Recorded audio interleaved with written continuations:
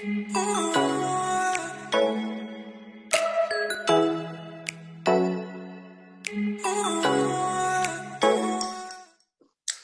everyone, it's Apostolos from EurovisionFan.com.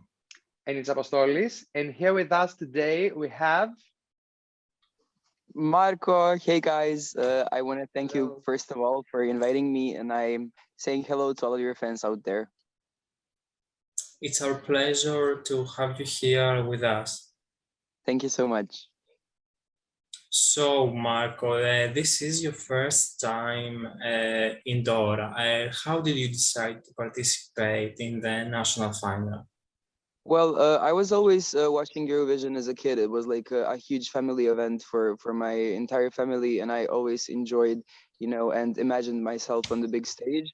So when I, came to Zagreb to study in high school and to, pursue my dreams of becoming a musician here, I decided that it's my time, and I've been waiting long enough, and now I'm, one step closer to the Eurovision stage. So I'm just, happy that I got through to the selection, and now I'm hoping for the best result. That's it. And tell us more about your song. What is the message behind your song? So my message, I think that it's an universal message. It's definitely, the title is Pray for Us, but a lot of people thought that it has, religious connotations behind it. But I just think that it's like a general message. And it's also about, having some issues with, accepting yourself and your identity, especially in a society that we live in today. And it's just a message for a better world that we definitely need to build in a way. And it's just something that has like a really strong emotional message for myself. And it's like an emotion that we wrote that song during a hard period in my life, because being a teenager and, living in a student dorm in another country, it's like a lot of those things I've been, going through. And I think that the song Molizanas was, like a perfect display of my emotions at the time. And I think that it has like a really strong message.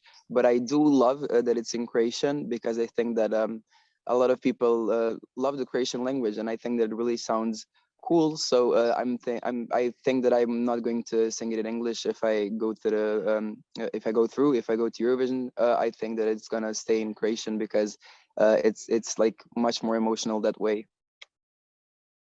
Was this song written especially for Dora? I mean, it wasn't written especially for Dora. I mean, we were thinking about, creating a song for Dora. But then when we heard, the first demo version of the song, we were like, okay, this can do very well in Dora, and maybe on a huge Eurovision stage if we, get the staging right, and if we get the outfits right and everything. So when we heard it for the first time, it was like a complete celebration, because we knew that we made a good song, and then we decided that it's a perfect one. And what should we expect from you on the stage?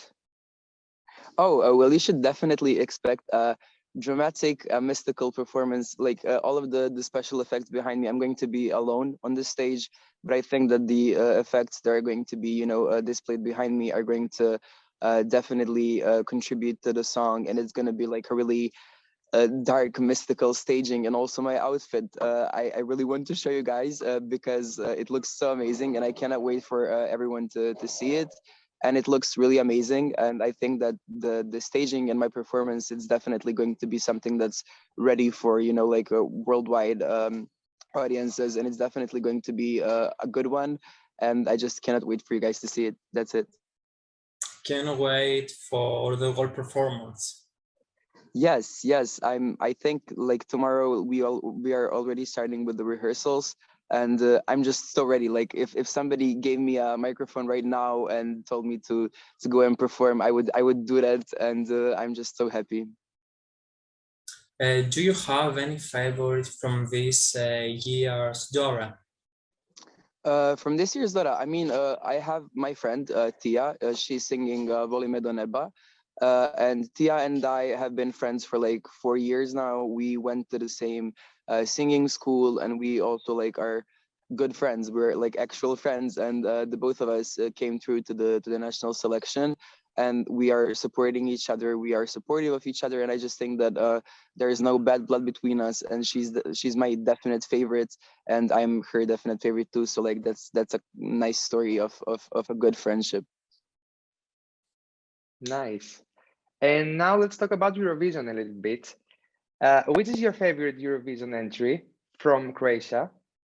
Oh, I definitely loved Severina and her Moja Stikla performance. I think that it's iconic, and I think that it should have placed better that year. I think it was like 2004 or something. And I remember when I was a kid, I would always like dance to that song, and I would always like pretend that I'm Severina. And I just think that it's such an iconic performance, and I definitely find it to be like one of the best entries that Croatia has ever sent. Definitely.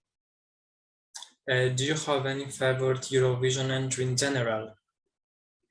In general, well, I really loved last year's Ukraine performance, and also like Ukraine in general. I think that they do really good in Eurovision, and I think that they always have like they're always in the finals. And I also liked Ruslana. I really loved Sweden, Euphoria, and I mean, I always love like even the winners from last year are definitely amazing, and I love Måneskin, and just I love Eurovision in general. So like it's really hard for me to pick a favorite, but I loved Belgium when Lois Notet performed. So like there are some performances that are really like special to me, so I cannot pick one.